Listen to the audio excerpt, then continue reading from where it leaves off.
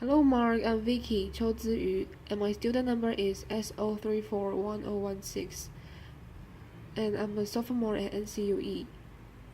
Jeff Leaf, one more reason to get a good night's sleep.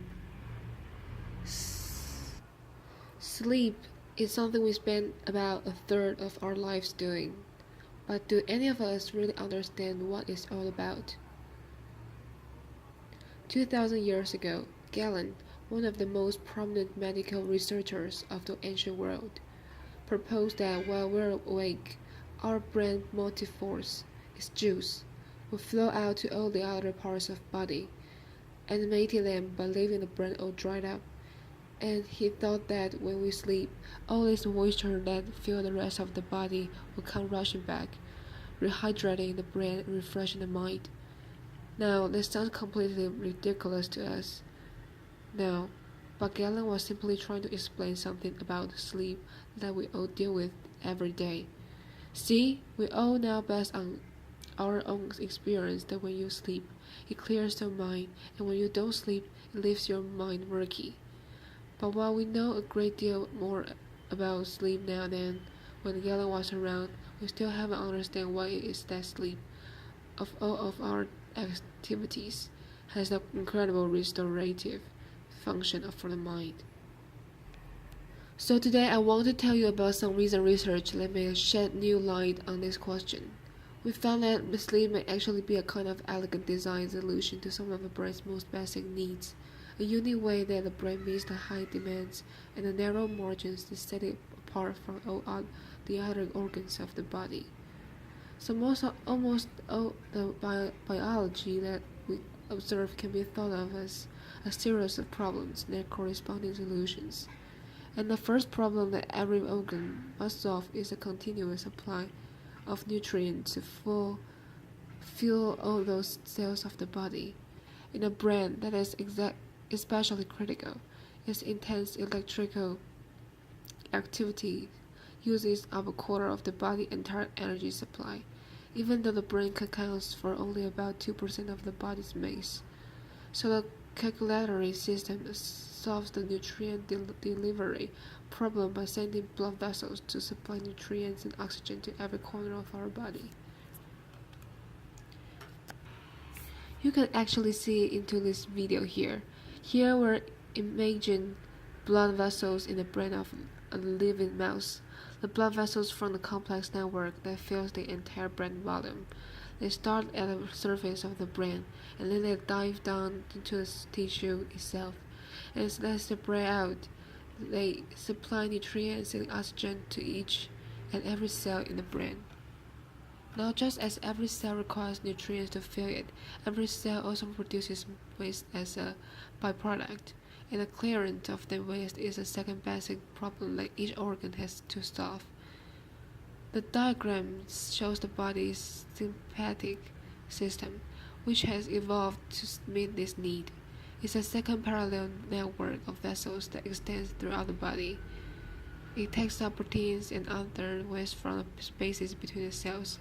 It collects them and then dumps them into the blood so they can be disposed of. But if you really look really closely at this diagram, you'll see something that doesn't make a lot of sense. So if we were to zoom into this guy's head, one of the things that you will see there is that there are no lymphatic vessels in the brain. But it doesn't make a lot of sense, does it? I mean, the brain is intensely active organ that produces a correspondingly large amount of waste that must be efficiently cleared. And yet, it lacks lymphatic vessels, which means that the approach that the rest of the body takes to clearing away its waste won't work in the brain. So how, then, does the brain solve its waste clearance problem? Well, that seemingly mundane question is where our group first jumped into the story. And what we found as we dove down into the brain, down among the neurons and blood vessels, which was that the brain's solution to the problem of waste clearance. It was really unexpected. It was ingenious, but it was also beautiful. Let me tell you about what we found. So the brain has this large pool of clear fluid called cerebrospinal fluid. We call it a CSF. The CSF fills the space that surrounds the brain, and waste from inside the brain make their way out to the CSF, which gets dumped along with the waste into the blood. So in that way, it sounds a lot like the lymphatic system, doesn't it? But what's interesting is that the fluid and the waste from inside the brain, they don't just percolate their way randomly out to those pores of CSF. Instead, there is a specialized network to plumbing that organizes the facilitates the process. You can see that in these videos. Here, we're again imaging to the brain of living mice. The frame on your left shows what's happening at the brain surface, and the frame on your right shows what's happening down below the surface of the brain within the issue itself.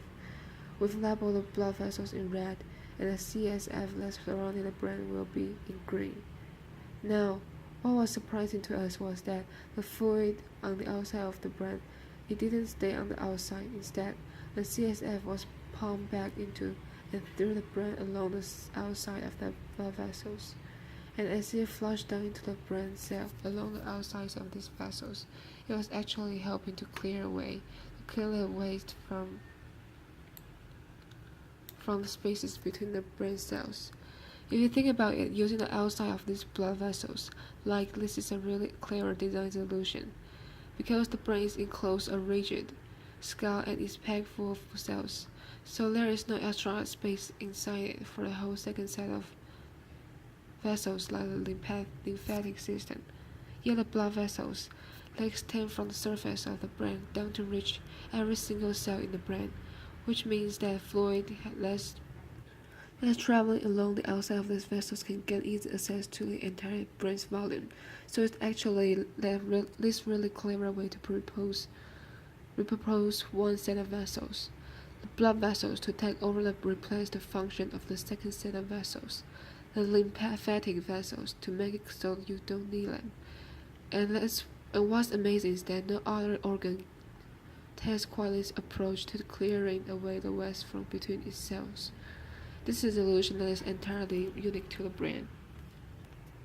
But our most surprising finding was that of all of this, everything I just told you about, with all the fluid rushing through the brain, is only happening in the sleeping brain. Here the video on the left shows them how much of the CSF is moving through the brain of a living mouse while it's awake. It's almost nothing. Yet in the same animal, if we wait just a little while until it's gone to sleep, what we see is that CSF is rushing through the brain, and we discover that all the same time when the brain goes to sleep, the brain cells themselves seem to shrink, opening up spaces in between them, allowing fluid to rush through and allowing waste to be cleared out. So it seems that Galen may actually have been sort of on the right track when we wrote about fluid rushing through the brain when sleep came on. Our own research, now is 2,000 years later, suggests that what's happening is that when the brain is awake and it is at its most busy, it pulls off clearing away the waste from the spaces between its cells until later, and then when it goes to sleep and doesn't have to be as busy, it shifts into a kind of cleaning mode to clear away the waste from the spaces between its cells, the waste that's accumulated throughout the day. So it's actually a little bit now like how you or I, we put up our household chores during the work week when we don't have time to get to it, and then we play catch up on all the cleaning that we have to do when the weekend rolls around. Now, I've just talked a lot about waste clearance, but I haven't been very specific about the kinds of waste that the brain needs to be clearing during sleep in order to stay healthy. The waste product that these recent studies focus most on is the amyloid beta, which is a protein that is made in the brain all the time. My brain's making amyloid beta right now, and so is yours. But in patients with Alzheimer's disease, amyloid beta builds up and aggregates in the spaces between the brain cells, instead of being cleared away like it's supposed to be. And it's this build-up of amyloid beta that is thought to be one of the key steps in the development of the terrible disease. So we measure how fast amyloid beta is cleared from the brain when it's awake versus when it's asleep, and we found that indeed the clearance of amyloid beta is much more rapid from the sleeping brain.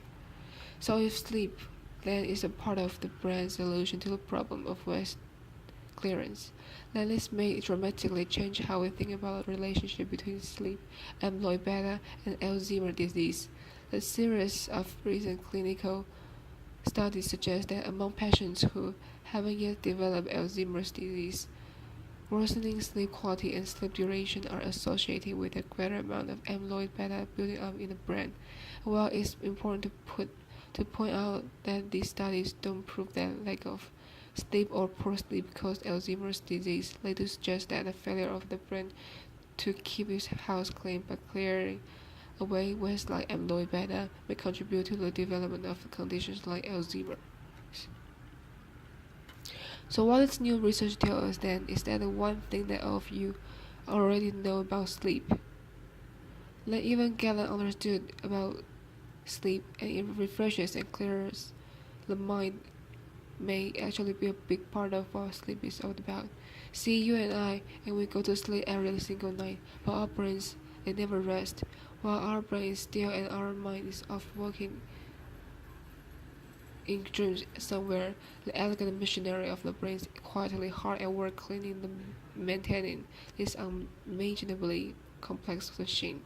Like our housework is dirty and thankless job, but it's also important. In your house, you stop cleaning your kitchen for the month, your home will become completely unlivable very quickly. But in the brain, the consequences of falling behind may be much greater than the embarrassment of dirty countertops, because when it comes to cleaning the brain, it is the very health and function of the mind and body that's at stake, which is why understanding these very basic housekeeping functions of the brain today may be critical for preventing and treating diseases of the mind tomorrow. Thank you. Applause.